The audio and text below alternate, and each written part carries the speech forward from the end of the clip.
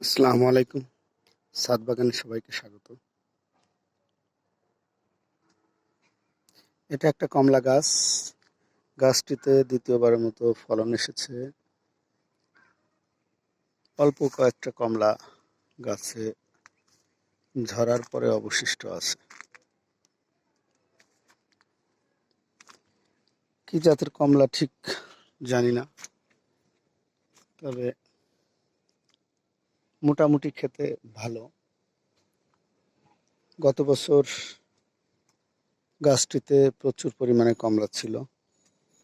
এবছর হাতে গোনা 8টা 8টা বা 9টা কমলা আছে, এখনো বড় হয়নি।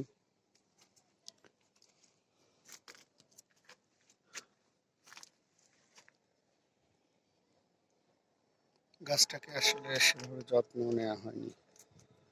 যত্ন নিলে আর একটু বেশি ফলন হতো হয়তোবা।